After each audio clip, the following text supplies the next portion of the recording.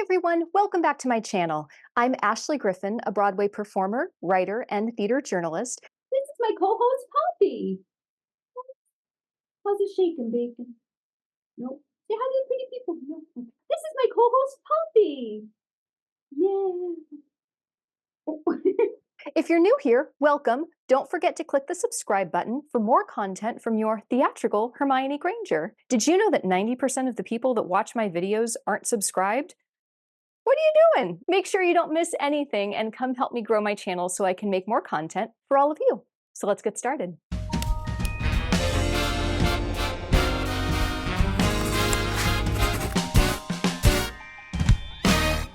There are 4 terms that you need to know and understand to be a successful storyteller, whether you're an actor, writer, or director. A lot of times these things are talked about with actors, sometimes in very unclear and vague terms, but I've almost never seen them discussed with writers or directors.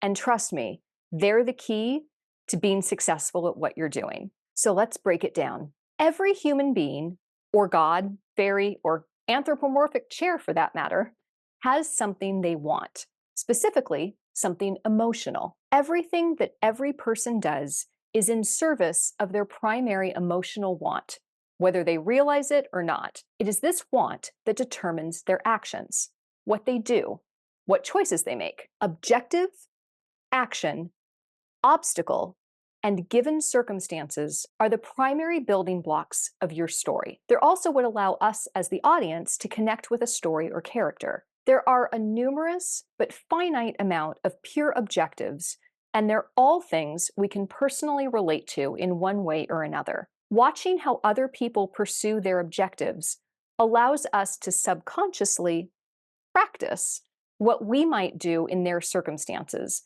and learn from their successes or failures. We can play at what it would be like to pursue our objective through actions we might never take in real life. And that's how we learn about the world and ourselves. The terms objective, action, and obstacle are the grounding framework of just about any acting program in the world. An actor's most basic job, regardless of the teacher that you ascribe to, is to understand what a character wants and then perform the actions they use to achieve that want in as honest and truthful a manner as possible. But they are terms that are rarely, if ever, brought up in writing programs, and it completely baffles me. Let alone directing programs, I've never heard them discussed there either. Because the first thing you need to know, the thing you have to go back to whenever you are in doubt, is what do my characters want emotionally, and how are they going to go about getting it? First of all, let's start with the term given circumstances. Given circumstances are the basic facts of your story. In The Wizard of Oz, the given circumstances are Dorothy is a young girl who lives with her aunt and uncle in Kansas in the early 20th century. In Legally Blonde, Elle is a 20-something woman about to graduate from college in Los Angeles. Every character in your story has given circumstances. Who they are, their age, family, where they live, their job, etc. These given circumstances are things that are not up for debate, although put a pin in that for a later video, because sometimes what your characters believe their given circumstances are not what they ultimately are. But for most things, it's the central information that you need to know about a character. If you're going to do an improv, if you study improv, whether dramatic or comic, the very first things that you establish are, who am I? What is my relationship to the other person? And where are we? So for example, I might be a student. My fellow scene partner is my sister, and we're having a school trip to Disneyland.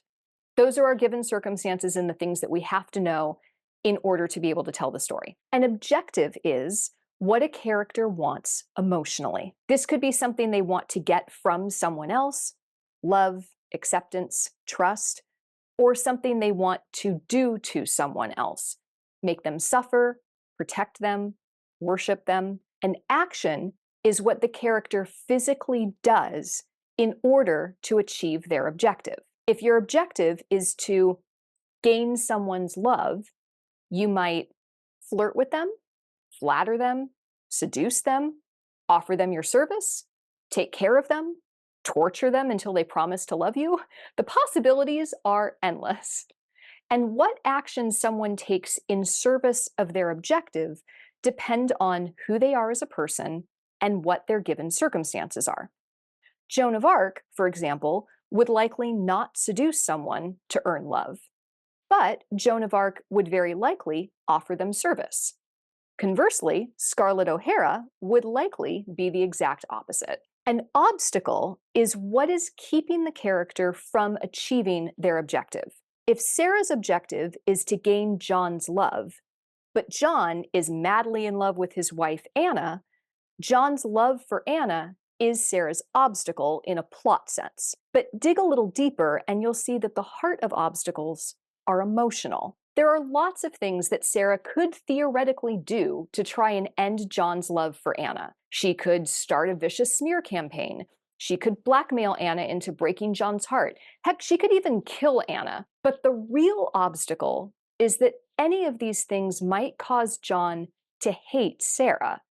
Sarah's real obstacle is alienating John. So Sarah now has to pursue her objective, gaining John's love, while avoiding her obstacle, alienating him in the process. Thus, obstacles create dynamic tension, otherwise known as drama. Dynamic tension is what keeps your story going and keeps the audience engaged. If Sarah's objective is to gain John's love, but John's objective is to strengthen his relationship with Anna, Sarah and John's objectives are in direct contrast to each other and are going to butt up against each other. This is what creates the drama of your story. It is vitally important that objectives and obstacles be emotionally based. Why? Because emotional objectives are hard to achieve and even harder to quantify. If my objective is physical, let's say in the simplest terms, to pick up a glass of water and drink some, well, I pick up a glass of water, I drink it, and the story is over. I have achieved my objective. Don't be fooled. There are times when it seems like someone's objective is physically based. One might think, for example, that the primary objective of most of the principal characters in Little Miss Sunshine is to get to the pageant or win the pageant. But it's not. The central objective for several of the main characters in Little Miss Sunshine is to be a winner. This is most centrally focused on Olive participating in the pageant, and that's why there's so much focus on it during the story.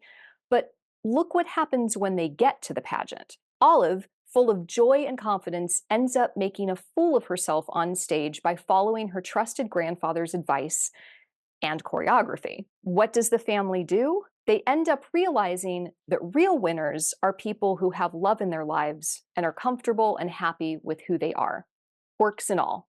They end up jumping on stage with Olive, making absolute fools of themselves, this time purposefully, and never feeling like bigger winners. You might say that, for example, Olive's objective is to win the pageant, or her grandfather's objective is to win the pageant.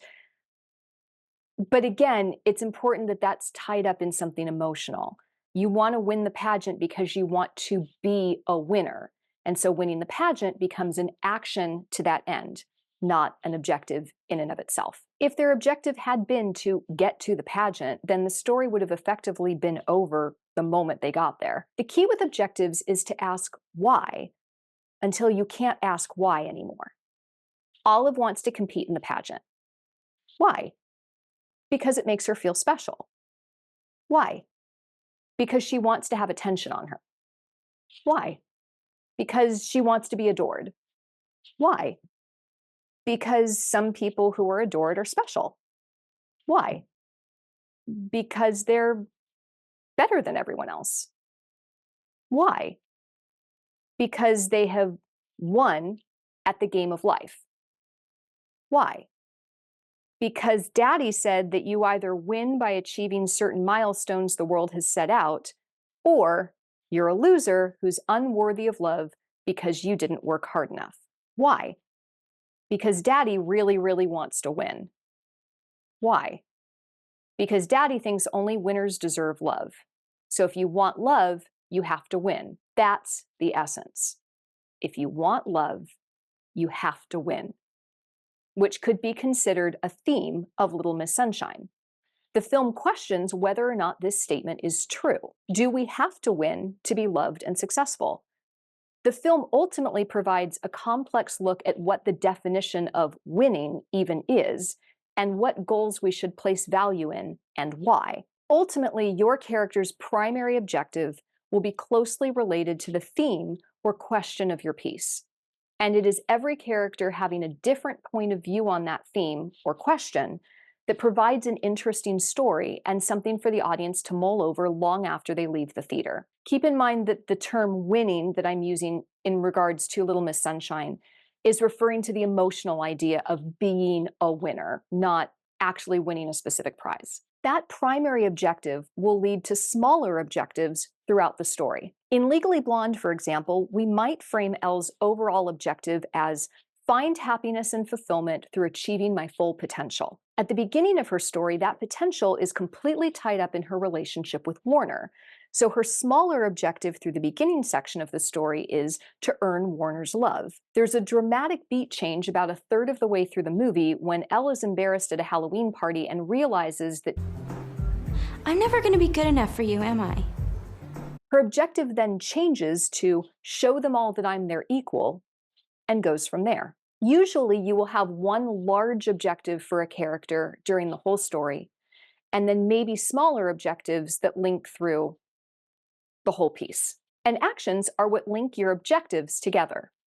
Looking back at Legally Blonde, if Elle's first, smaller objective is to gain Warner's love, here are just some of the actions she takes to achieve that. Getting the perfect dress so that Warner will feel happy and confident proposing to her. Getting into law school, which includes getting a high LSAT score and a perfect application together. Flirting with Warner. Trying to fit into the law school social scene. Putting herself in Warner's orbit by directly competing with him. Mildly threatening or intimidating Warner's fiancé. Getting her nails and hair done. Changing the way she dresses so she's more of a Jackie, less of a Marilyn, etc. When one action doesn't work, just like in life, you change to a new tactic. But when something comes along and shakes up your worldview, like the realization that no matter what Elle does, she will never be good enough for Warner, that's when your smaller objectives change. Your worldview changes. The way you're processing your life and your experience changes. Obstacles come from a character's given circumstance. In Elle's case, her objective of gaining Warner's love is in direct opposition to his objective of fit into the mold of the perfect yuppie lawyer. Elle is a Marilyn, not a Jackie, as far as the world is concerned, and in terms of her looks and mannerisms. And so she doesn't fit that mold at all. And those objectives come from Elle and Warner's respective given circumstances of who they are, where they are in their life, how they grew up, all of that. Elle's objective and Warner's are mutually exclusive. The irony is that when Elle ultimately stands up for and stays true to herself, she becomes the greatest paragon possible of the perfect lawyer. But in order for her to achieve that, her objective had to change. Now that she fits the mold for Warner, his objective and the objective she had at the start of the story are now in perfect alignment. But now that her objective has changed, they are once again obstacles to each other, now just opposite.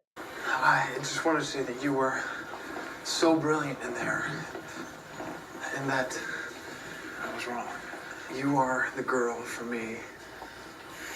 Really? Yes. Pooh Bear, I love you. Oh, Warner. I've waited so long to hear you say that. But if I'm going to be a partner in a law firm by the time I'm 30, I need a boyfriend who's not such a complete bonehead. You can literally build a map of your piece by figuring out every character's objectives, actions, and obstacles, and how they fit together. There's a wonderful book called Actions, The Actor's Thesaurus by Marina Calderon that is a staple for actors, and I wish more writers and directors would take advantage of it. It's literally a thesaurus for emotions and is a great way to both find and give voice to exactly what a character wants and is doing at any given moment. Once you know what a character's objective is, your mind can begin to go to town and have fun. If you know your character wants someone's forgiveness, what are all the ways you can think that someone might go about doing that? Don't censor yourself. There are no wrong answers, and you'll be surprised by the fun things you find and what those ideas begin to yield. You could go standard, begging, apologizing, doing acts of service, giving them presents, to the more outlandish, punishing yourself, which could be anything from punishing yourself emotionally to cutting off your ear and couriering it to them. Couriering, it's a fun word. Punishing them until you convince them, and ideally you, that there's no actual need for forgiveness in the first place.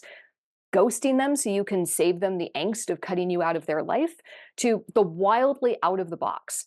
Tying them to a bed and tormenting them until they say they forgive you. Set them up to do something awful to you so the debt is canceled out. Start a new religion that sets you up as an all-knowing God who does all things for good and convert the entire world. Develop a technology that can wipe negative memories from someone's brain.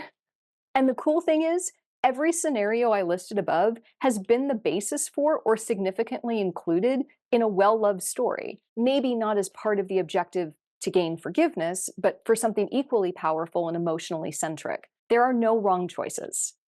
There are choices that are more appropriate than others for a specific story, but don't think of choices in terms of right and wrong, rather in regards to strongly executed. This is how you create a character arc. Have a strong central objective that the character will achieve, or not, over the course of the story, and lay the path of that change along a road of smaller objective signposts connected by paths of action, with a few obstacles in those paths along the way.